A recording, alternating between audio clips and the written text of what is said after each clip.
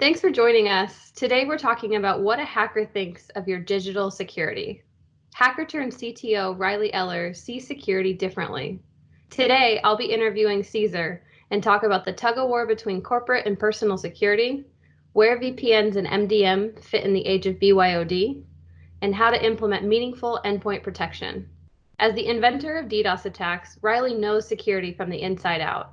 My goal is we leave here with a better understanding of how to implement modern cybersecurity, especially with the rise in remote work. Welcome, Riley. Hi.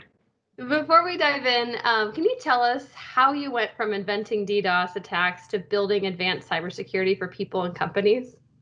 Sure. When I was in that original conversation about the fact that there would soon become distributed denial of service attacks, I came to that with a long sort of existing career in industrial and technology sector programming. So I've been a technologist for a really long time. And after a decade or so of that, I kind of jumped back into the security community, which had been a passion of mine as a teenager.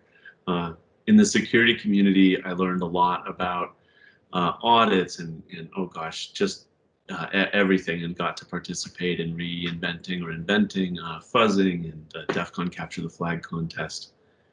All of that really is a bunch of projects I got to participate in with some really brilliant people. And my job in all those teams is to bring a lateral perspective, to rethink the problem as often as is necessary until all these impossible dreams and ideas become plans and real. So I switched into management a few years ago and have been learning how to lead a team and how to fit into an organization. So I've sort of brought a technology first, security second, and leadership sort of a distant third approach to understanding and bringing a new perspective to enterprise security. Wow, well, you're definitely the right person to tell us more about how to build secure systems. So in your mind, what is the biggest attack vector today, particularly for businesses? Mobile is just about to overtake servers as the weakest link in the enterprise security chain. Think about how radical that change is going to be for us defenders. We're heading back into a generational cycle that we last saw when Unix and VAX BMS mainframes kind of lost to personal computers as those grew and began to shine. So we're seeing a shift to endpoint-based gaming and video applications be where the user's attention and value is at, instead of the 10 years ago centralized services like Facebook. Got it.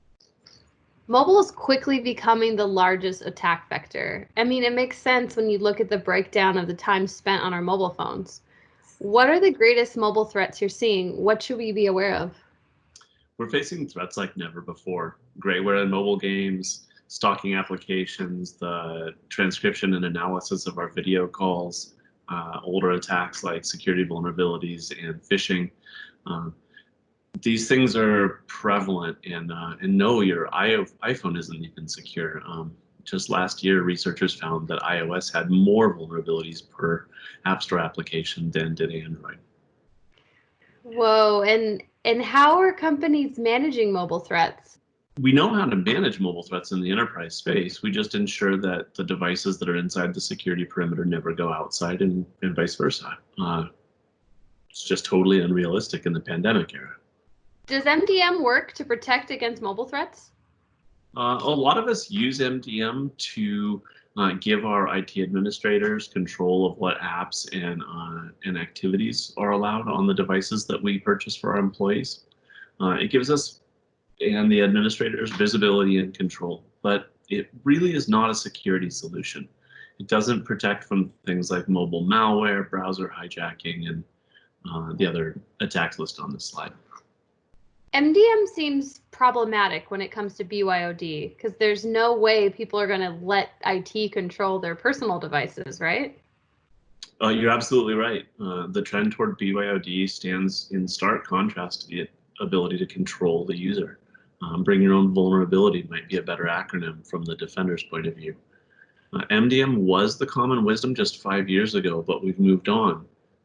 And that makes the world of secure endpoints impractical and unrealistic for most of us most of the time. We need something that puts me or you, the user, first in an effort to insulate the company from outside attackers. But we don't all have to pay attention to this, do we? Even Jeff Bezos, not only the wealthiest person in the world, but a person who also arguably works at the most secure company in the world, even he isn't secure. His device was hacked through WhatsApp, if the Amazon security team had the capability or the presence, it's unquestionable that they would have defended his personal phone. But even that person has a great sense that they need to be protected from their corporation's watchful eyes. There's the snooping that companies do. So all of his personal browsing history, photos, and personal communications are outside the corporate firewall, which kind of goes along with the idea that security has to be built with privacy in mind. Users won't allow you to put MDM mobile device management software onto their personal phones. They don't like being told what to do, and they don't want the company snooping on their private lives. Most companies who have tried the MDM on personal devices approach have given up. And like the slide says, there are companies out there who polygraph their employees, who prevent those employees from bringing devices onto campus at work, who have lead-lined or copper-lined meeting rooms to keep themselves secure. Those companies, as the reporting goes, 96% of people have an increasing BYOD security problem, and the other 4%, I would argue, probably 1% polygraph their employees. And the 3% that are reported here with the 4 is probably just companies that don't know they have a BYOD security problem yet. So yeah, everybody, every single executive, every user, every defender has to face up to this gap between BYOD security and enterprise mobile communication. How are corporate VPNs at protecting the user and the company? It's a good question. I think everyone uses a corporate VPN to create a situation where the device can only access the internet or the company mutually exclusively. And that was really an effective kind of anti-malware strategy about 15 years ago for 5 or 6 months. Since then, malware has learned that there is an infection phase, which is separate in time from the reinfection or pivot phase. So malware you can think of as being more patient now, which means that it doesn't really care that it has to wait for the VPN to get switched on. So what happens is that your phone gets infected, then you turn on the VPN, and then the company gets infected, and it's really not any kind of a defense. Corporate VPN just doesn't really address the BYOD problem at all. So what about antivirus and anti-malware solutions? Do they offer the protection businesses need against the threats you outlined earlier?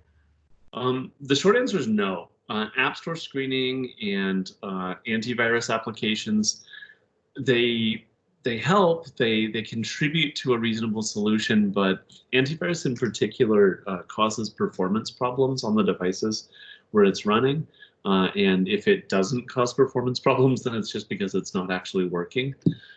So it's an old school technology that hackers have long since learned to overcome. Even when there's a new virus update, it's because there were attacks weeks ago or months ago, not really an immediate response to something going wrong. In fact, it's really easy for hackers to construct polymorphic malware that's able to evade modern antivirus. And it can be re-encrypted every day, every minute, every hop through the network. And that takes up to 6 months before antivirus companies can stop it in the wild. That's just not secure enough. What else do you see companies doing to secure their organizations? I mean, we all use spam filters, phishing attack filters. we try to do everything we can to protect the internal corporate assets, but the reality is with the individual or personal mobile endpoint, those tools just really don't protect against well-crafted attacks by crafty hackers. Yeah, I even read that 85% of mobile phishing takes place in SMS, social media apps, and like everything outside of email, which is crazy. Yeah, it means that the email-based phishing defenses and email-based spam filters really aren't doing the job they used to do. Those tools are inadequate to protect our business from current mobile threats.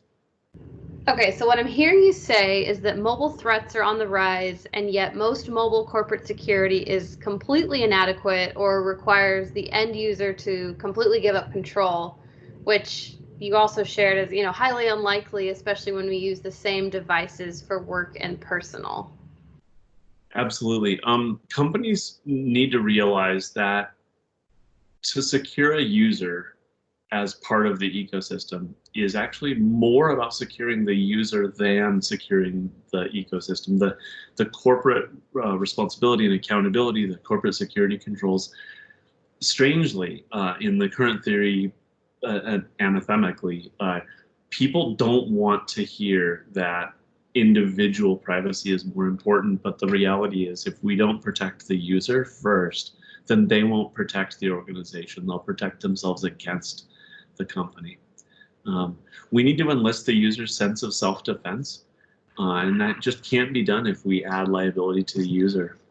For example, if the user clicks the wrong link and they perceive that their security system will tattle, then they're going to defend themselves against the system and the company rather than defending the system and the company against outside threats.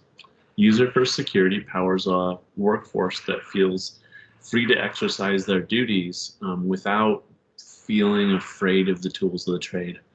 If we can enlist user support while we prevent the devices in our pockets from becoming attack hosts, we reduce the total amount of attacks possible by about 2 in 5. And we eliminate phishing and other social attacks on the corporation almost entirely. That makes so much sense. And it seems like there has to be a better way. Yeah, there must be. We need a solution that is available on iOS and Android, Windows, and Mac laptops. We need public audits of the solution. We need to be able to believe that the threat hunting security analysts and experts behind these solutions are people we can trust. Security isn't something you can trust to just a brand name. You need to know the people behind it. The security solution you trust has to partner with your organization, integrate to your security alert or alarm systems, and prove that it secures the users without smothering their sense of creativity. A great solution just has to make people feel safe first, and then have the corporation be in control second.